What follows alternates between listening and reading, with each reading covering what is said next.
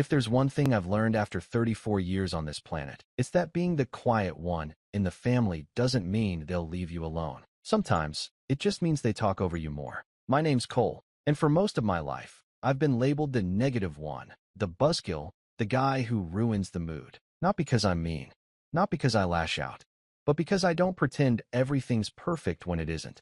And in my family, that was enough to make me the odd one out. I'm not the guy who cries at movies or writes sentimental birthday cards. I don't fake laugh at bad jokes or squeal over engagement announcements like they're Nobel Prizes. But I show up. I try. At least, I used to. There's something soul-crushing about spending years being there for people who only see you as a problem to manage. I was the guy who fixed your phone, helped move your couch, lent you money when you forgot your wallet, but one sigh too many, one comment that maybe things weren't as rosy as they looked on the surface, and suddenly I was the toxic energy dragging everyone down. It started small, like it always does. I remember a family dinner when I was 23, a regular Sunday thing at my parents' house. My brother Ethan had just gotten back from some overpriced yoga retreat in Tulum with his wife, and he was glowing. Not figuratively. He literally had one of those LED face masks that made him look like Iron Man doing a skincare ad. Everyone was fawning over his new mindset and energy cleansing and manifesting abundance. I made a sarcastic joke about how I'd just manifested a parking ticket, and my mom put down her fork and gave me that look. The one that says, "Why do you always have to ruin the vibe?" I brushed it off. I was used to being the scapegoat. But over time, it became a pattern. Group chats would go quiet the second I chimed in. I'd hear about vacations after they happened. Birthdays I used to be invited to became smaller this year, just close family. And anytime I asked about it, I got the same rehearsed response. "We just thought you wouldn't enjoy it, Cole. You're always saying how you don't like crowds/travel/noise/small talk." Which, sure, sometimes I did. But they never asked. They just decided. And it hurt. I tried to adjust. I'd show up to gatherings, force a smile, bite my tongue when my sister Haley made another passive-aggressive remark about my loner lifestyle. I'd bring thoughtful gifts, books, handmade stuff, once even a custom wooden chess set for my dad, only to see Ethan's Bluetooth speaker or Haley's matching family pajamas get all the attention. And every time I mentioned feeling left out, I was met with condescending concern. "Maybe you need to work on your mindset," Haley once said, clutching her toddler to her chest like I might infect him with gloom. Negativity is contagious. That one stung. I didn't talk for the rest of the night. The worst part was watching how easily they rallied around each other.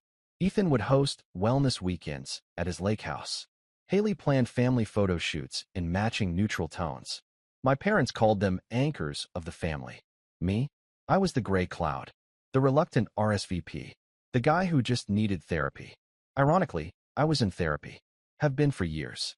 I just didn't turn it into a personality. But the turning point, the seed of everything that would come later, was the Christmas I didn't get invited to. It was 2021. I was living in a modest apartment downtown, nothing fancy, but it was mine. I'd bought a little tree, strung up some lights, even baked cookies using my grandma's old recipe. I texted the family chat to ask what time Christmas dinner was, and no one responded. For hours. Eventually, my dad replied with a dry, "We're doing something smaller this year. Ethan's hosting." No invite. No explanation. That night, I scrolled through Instagram and saw the photos. All of them. Haley's kids in matching sweaters. My parents smiling in front of Ethan's fireplace. Even my cousin Drew, who lived 2 states away, had made it. But not me. I wasn't even in the background of a single picture. I remember just staring at the screen, my mouth open a little, like if I looked long enough, I'd find myself there. Like maybe I was just cropped out. I didn't cry. I didn't rage. I just sat on the couch with a plate of cooling cookies and felt numb. A few days later, Haley posted a reel titled "Grateful Moments," set to soft piano music. She captioned it, "Surround yourself with people who lift you higher, dizzy, no drama. Just love and good energy." And I lost it. Not outwardly, but something inside me broke. I realized then, really realized, that no matter what I did, no matter how hard I tried to vibe with them, I'd always be the outsider. The unspoken rule was clear: don't bring the mood down. Don't talk about real things. Don't be inconvenient. So I stopped trying. I stopped texting first. I stopped sending gifts. I stopped offering help. And for the first time in my life, no one chased me. Not even a miss you. It was like I had never existed. But here's the thing. Silence gave me space. And space gave me clarity. For the first time in years, I started focusing on what I wanted. I poured myself into my work, software development for a niche logistics firm, and quietly stacked money. I picked up weekend hiking again. I deleted social media. I stopped waiting for someone to notice me missing. And then, almost 2 years later, I did something no one saw coming. I bought a cabin. A real one. In the mountains, 3 hours out from the city. Full woodwork, stone fireplace, wraparound porch, thick pine trees all around it. No cell reception. No energy circles. Just peace. I paid in full. No loans. No help. Just me and a dream I'd shelved for too long. When the sale closed, I didn't tell anyone. Not because I was hiding, but because no one had earned the right to know. But secrets don't stay buried forever. Especially not when your sister randomly spots you at a hardware store buying 12 gallons of paint and a new generator. I should have known that would lead to questions. I just didn't expect the fallout to come from Ethan. It started with a text. Just 4 words. You bought a cabin? I stared at the screen for a minute before replying. Yep. He waited a few hours, then sent a second message. Wow. Didn't think you were doing that well. Congrats. Which, coming from him, might as well have been an insult. I didn't reply. I didn't think it needed one. Then, a week later, came the real message. The one that kicked off everything. Hey, wanted to ask, any chance my family could use the cabin during winter break? Kids would love it. Just us, promise. You wouldn't even have to be there. Let me know. I stared at it for a long time. Something in me, something old and raw, started to surface. But I kept my face calm. I typed out a reply, then deleted it. Then typed it again. Eventually, I settled on one line. Sorry, it's just for people with good energy. I hit send. He blocked me the next day. But that was just the beginning. If Ethan blocking me was meant to be some kind of punishment, it didn't land. Honestly, it felt like relief. Like someone finally turned off a song that had been playing on repeat in the background of my life for too long. No more backhanded compliments. No more just trying to help lectures. No more pretending to be someone I wasn't just to keep the peace. But I should have known that peace, in my family, doesn't last. It started subtly. A few icy glances from Haley when I bumped into her at the local co-op, her eyes flicking to my cart like she was scanning for judgment. I tried to nod hello, but she turned sharply, her toddler balanced on one hip like a tiny human shield. Then came the voicemail from Mom. Chipper on the surface, but with that undertone of tight-lipped disapproval I knew too well. Hi, sweetie. Just wanted to say we love that you're investing in property. Really proud of you. Just a little surprised you didn't mention it to the family, especially with the holidays coming up. Anyway, call me back when you get a chance. I didn't call back. I think that's what truly set everything in motion. Not the cabin, but the silence. For the first time in decades, I wasn't explaining myself. And for people like my parents, who controlled conversations with guilt and carefully measured concern, that was a threat. It wasn't long before my dad called directly. I let it ring, but he left a message. His tone was colder. Cole, I don't know what this attitude is about, but this family doesn't do secrets. Your brother was trying to include you. Don't punish the kids over whatever grudge you're nursing. Call me. I didn't call him either. And just like that, the narrative started to shift, behind my back, of course, but not so subtly that it didn't get back to me. Drew, my cousin, texted me a screenshot from our extended family's Facebook group, a digital nightmare I wisely stayed far away from. It was a post from Haley. Feeling sad today. My boys were so excited about the idea of playing in the snow at Uncle Cole's new cabin. They even drew pictures. But unfortunately, some people hold on to bitterness instead of choosing love. We'll find joy elsewhere, like we always do. The comments were what you'd expect. Heart emojis. Prayers. A few shame on him-s. One end even posted, negativity is a disease. Cut it out, or it'll rot your whole family. I half expected someone to suggest an exorcism. I laughed when I saw it. Not because it was funny, but because I couldn't believe how predictable it was. The script hadn't changed in decades. Only now, I wasn't playing the part they'd assigned me. And then came the dinner. I don't know why I said yes. Maybe some masochistic part of me thought it would be different. Maybe I was tired of being the ghost in family photos. Or maybe, just maybe, I wanted to see how far the rabbit hole went. Whatever the reason, I agreed to join them for a pre-Christmas dinner at my parents' house. It wasn't the real Christmas, of course. That was happening at Ethan's chalet in Aspen. This was more of a leftover holiday, a consolation meal before everyone left for their actual plans. When I walked in, I knew I'd made a mistake. The room was decorated within an inch of its life. Garlands, lights, faux snow on every surface. But it wasn't festive. It was curated, like a catalog had thrown up all over the living room. Haley's kids were wearing matching cardigans that looked itchy, and Ethan's wife was sipping something green from a crystal glass and talking about the energetic residue of processed sugar. I barely made it past the threshold before my mom hugged me a little too tightly and whispered, "Try not to be so tense tonight, okay? Let's just have a nice time." That was code. I knew it. Don't mention the cabin. Don't talk about feelings. Smile. Nod. Be useful. I sat at the end of the table. Ethan was at the head. My dad poured wine like he was hosting a diplomatic summit. And then the meal began. The jabs were subtle at first. Haley talking about how hard it was to afford travel with just one income, glancing at me as if my entire existence was some kind of insult. Ethan mentioning how some people find peace through community, not isolation. Even my mom got in on it, asking Ethan, loudly, if he'd brought his famous gluten-free stuffing, because God knows not everyone here knows how to cook. It was like being pecked to death by ducks. But I stayed quiet. I smiled. I passed dishes.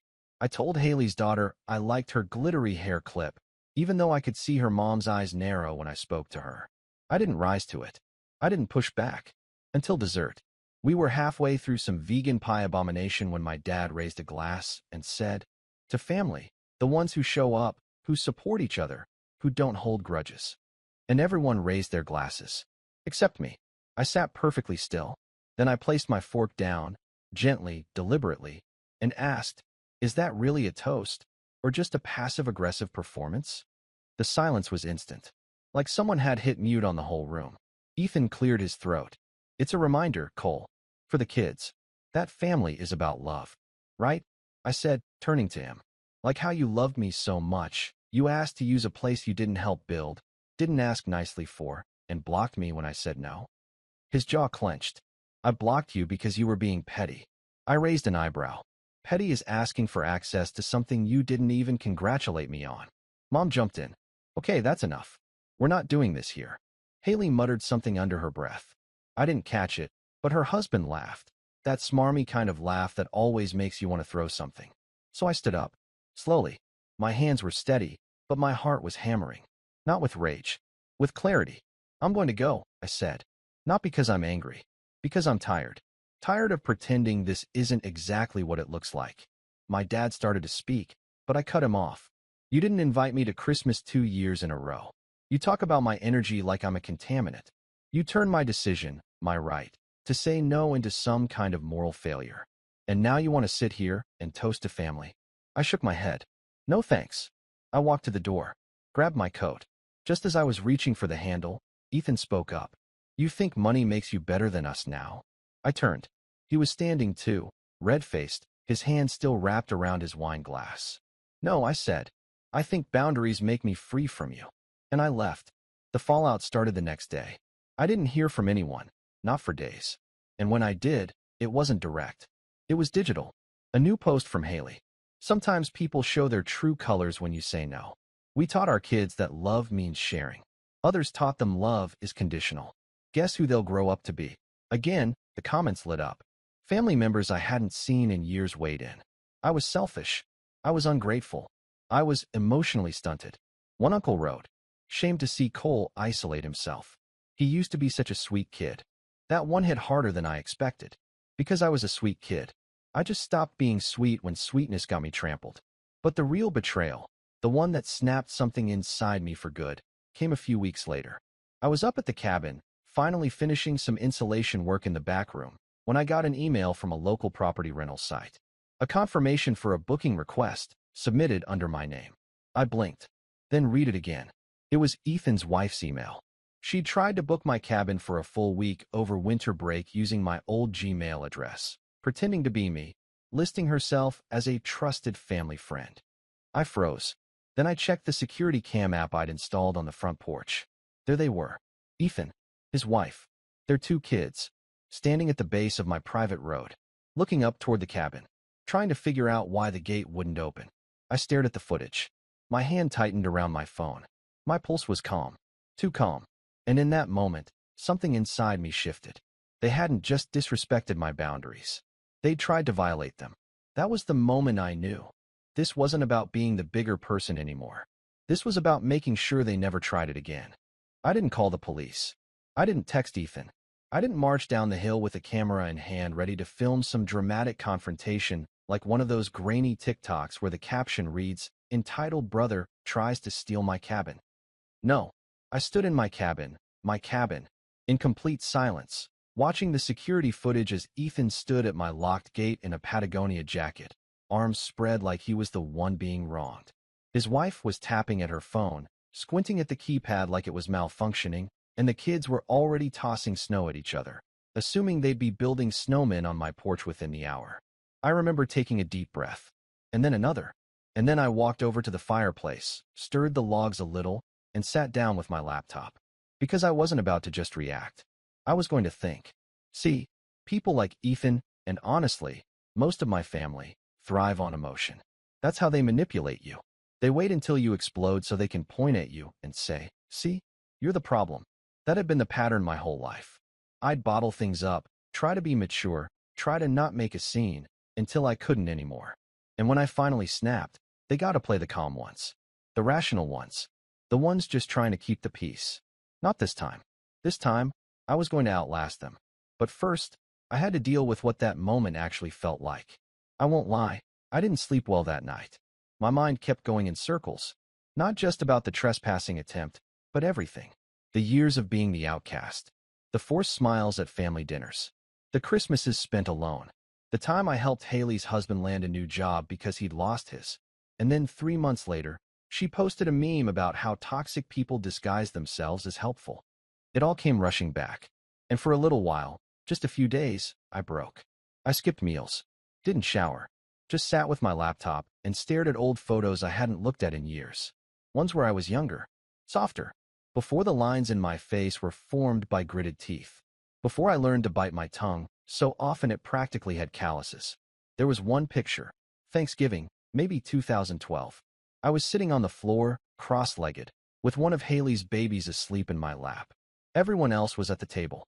I wasn't even in the group shot. Just off to the side. That's how it always was. I'd been on the edge of my own family for so long, I'd forgotten what it felt like to be at the center of anything. And the worst part? For a moment, I wondered if they were right. If I really was just bitter, negative, cold. I sat with that thought for too long. Until one night, I heard the snow hit the windows in slow, rhythmic waves, thick, heavy flakes blanketing everything. And I stood up, walked outside barefoot, and just stood in it. The cold slapped me awake. The wind bit through my skin. But for some reason, I started laughing. Not loudly, not manically, just that soft, half-broken laugh you let out when something clicks. Because I realized something. I had a cabin I built. I wasn't the loser they made me out to be. I wasn't some drifting sad case who needed saving. I had a life, one I made with my own hands. A home in the woods. A career I loved. Friends, real ones, even if they weren't blood. And peace, glorious, deafening, soul-filling peace, which they tried to take from me. They hadn't rejected me because I was broken. They rejected me because I stopped playing the game. That night was the turning point. The next morning, I made coffee, turned on some jazz, and started to rebuild. Not just my routines. Myself. I updated all my passwords, strengthened the gate lock system, installed 2 more security cameras, one angled at the private trail up the hill, another over the side deck. I booked a meeting with a lawyer in town, just to go over what would count as unlawful entry versus attempted trespassing. I didn't plan to press charges, not yet, but I wanted to be prepared. I also contacted the rental site where Ethan's wife had tried to impersonate me and submitted a fraud report. I attached the security footage. Their support team was surprisingly responsive. The account linked to her email was suspended within 48 hours.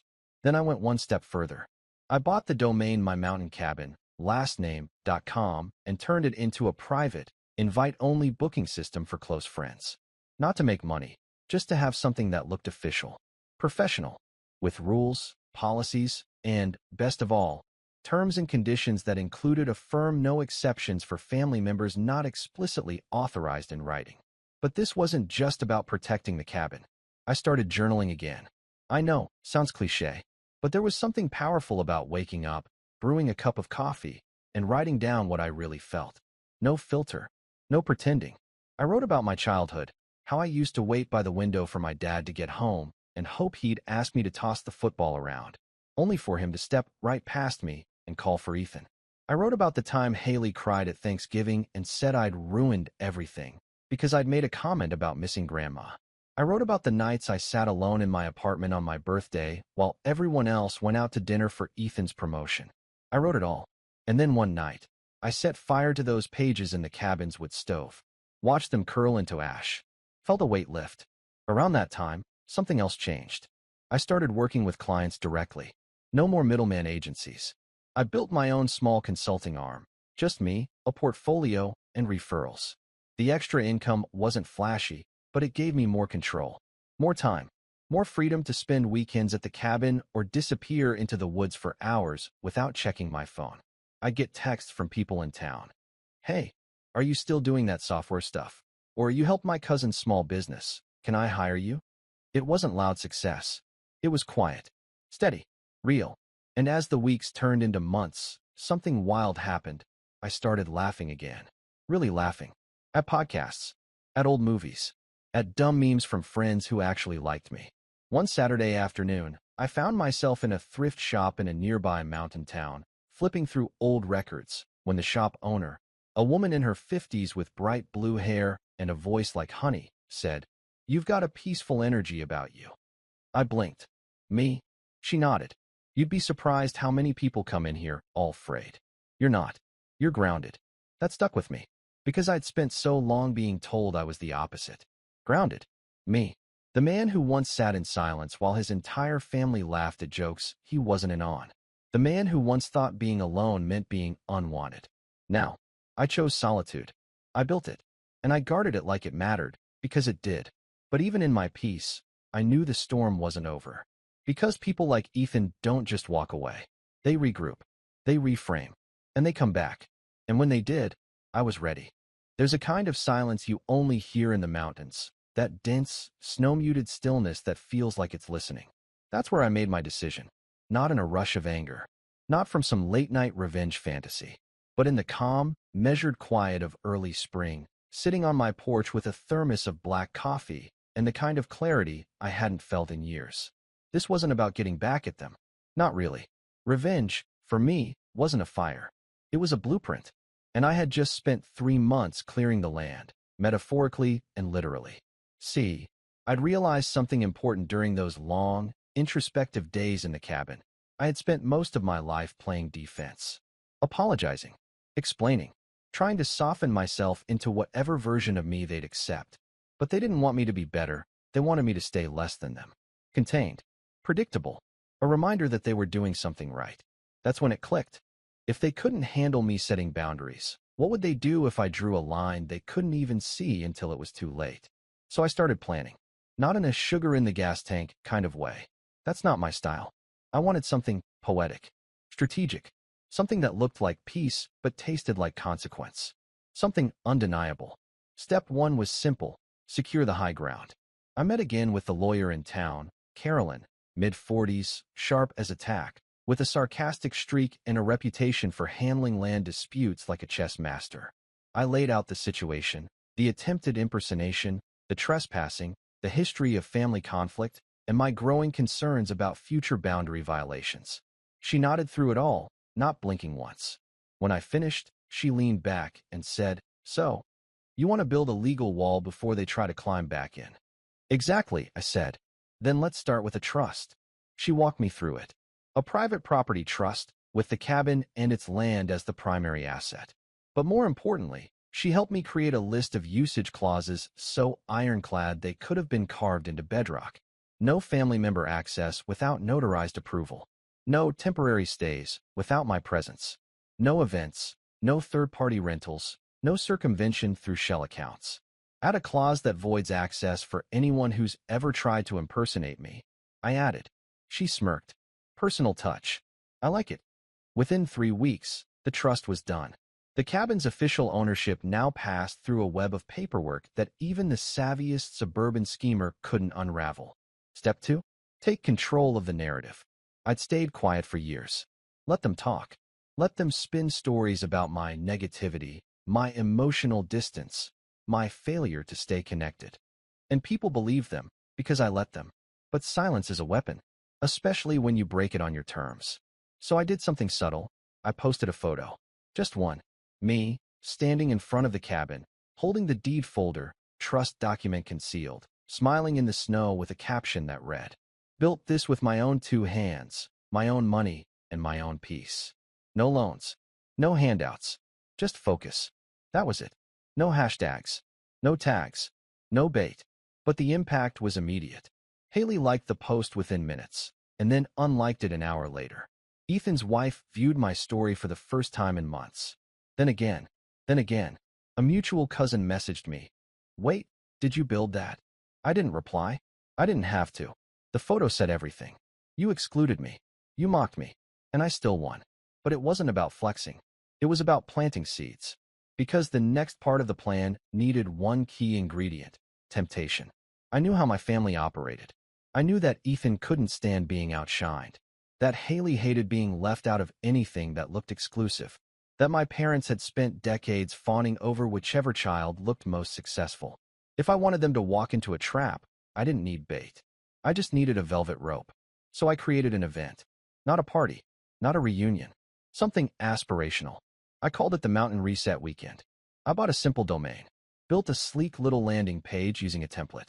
All soft earth tones and minimalist fonts. The header read, "Escape the noise. Reset your spirit. Realign your energy." I laughed as I typed it. Ethan-level nonsense. Underneath, I added fake testimonials. Just vague enough to sound real. Life-changing. I came back clearer than I've been in years. It's not just a getaway. It's a transformation. Then the photos, wide shots of the cabin, drone views of the mountain trail, candles flickering on a windowsill. I listed only 3 weekends per year. Invite only. No social media. No exceptions. And then I added a hidden clause in the site's metadata. Any attempts to submit the inquire form from an IP address associated with previous attempted impersonation would be logged, but not acknowledged. Just silently tracked. It was a masterpiece of subtle manipulation. The site went live. I sent the link to one person, my old college roommate Jay, now a mid-tier influencer who owed me a favor after I helped him recover a crashed hard drive that had 3 brand deals on it. I asked him to post it once, with no context, and say, "Heard good things about this place. Wild that it's invite only." And from there, I waited. Within 24 hours, the landing page had 312 views. Within a week, 2,100. One IP pinged 6 times in a row from the same suburb where Ethan lived. Another came from my parents' neighborhood. But the real tell? I got a group text from Haley, the first in months. "Hey fam. Random question. Anyone heard about this Mountain Reset Weekend thing? I swear I saw Cole's cabin in a video. Are you involved in this, Cole?" I stared at the message, took a sip of tea, then replied, simply, "It's invitation only." She heart reacted. Then nothing for days. But I wasn't done. Step 3 was surgical. I compiled every voicemail, every message, every backhanded comment. I downloaded all the security cam footage from the day Ethan tried to sneak up to the cabin. I screen recorded his wife's impersonation attempt on the rental site, plus the fraud notice from their system. Then I created a private archive on a USB drive. Not to use. Not yet. But to have. Because for the first time in my life, I was playing offense. I wasn't just protecting my peace. I was preparing to enforce it. And just when I thought the plan was working, just when the tension started to simmer from afar, when I thought I'd laid the last brick of my invisible fortress, an envelope showed up at my apartment door. No return address. Handwritten. Heavy. Inside was a folded letter. And a photo. The letter was from my mom. The photo? It was of the family. All of them. Standing in front of Ethan's house. Holding a sign that read, "Happy birthday, Cole. We miss you." And on the back of the photo, scribbled in Ethan's handwriting, "Prove you're the bigger person. Invite us to the cabin." That's when I knew they didn't get it. They still thought this was about bitterness. About pettiness. They thought I was waiting for an apology. They didn't realize I'd outgrown needing one. But I did realize something else, something important. They weren't done. They were regrouping, plotting, trying to spin it again, maybe to friends, maybe to extended family, maybe even to me. And that meant I needed to move up my timeline. Because the final phase of my plan wasn't just to protect my space. It was to redefine the entire story. I didn't call them. I didn't return the letter. I didn't even take the bait. I just stared at the photo, all of them smiling like we were still a family, like I hadn't been iced out for a decade. And I felt nothing. No anger. No sadness. Just a kind of cold, clean certainty. They didn't miss me. They missed the idea of me. The version that tolerated everything. The version who quietly absorbed their guilt and made space for their egos. They missed the family scapegoat, not the man I had become. So I made my final move. And this time, I didn't just shut the door. I sealed it. The idea came to me that night, as I sat by the fireplace and flipped through my journal. A line I had written weeks earlier jumped out at me. They only miss you when they need something. And that's when I decided to give them something. But not what they expected. I waited exactly 2 weeks, just long enough for curiosity to turn into confusion. Then I sent a group email to my immediate family, subject line.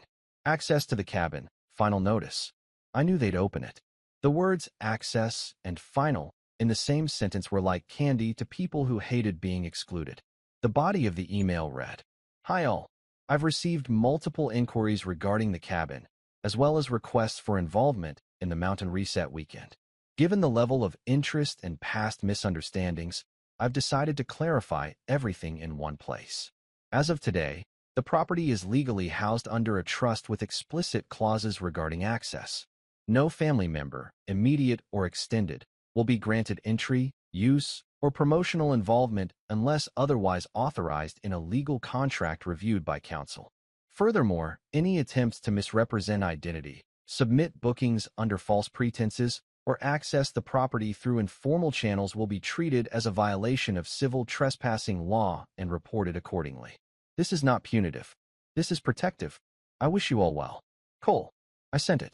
Then I waited. And right on cue, the storm rolled in. First came the passive-aggressive replies. "Haley, wow. Okay. Didn't realize we needed a lawyer to spend time with our brother. My mother. We always wanted you to feel included, honey. But this tone is really disappointing. My father, ever the diplomat. Don't make permanent decisions based on temporary feelings. You're better than this." And Ethan? He didn't reply. He just posted a vague Instagram story of him sipping wine on his deck with the caption, "Energy always reveals character." That one made me laugh out loud. Because while they were still stuck in optics, I was about to move into action. The first domino fell quietly.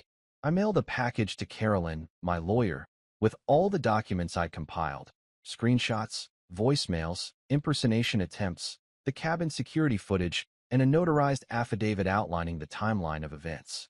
She'd already prepped the trust to be airtight, but this gave her something extra. A formal cease and desist letter addressed jointly to Ethan and his wife, citing impersonation and attempted fraud, wrapped in the velvet language of protecting our client's right to property and privacy. It wasn't a lawsuit. Not yet. But it was enough to scare them. 2 days later, I got a flurry of texts from Haley. "Cole, what the hell is this letter Ethan got? Are you seriously trying to sue us? What happened to family?" I didn't reply. She followed up again. "Please don't do this. It was a mistake. You're being cruel." No, I thought. I was being clear. And then I played my ace. Remember that USB archive I created? I had one more plan for it. I didn't want to go scorched earth, but I wanted the truth out there. And not just to my family.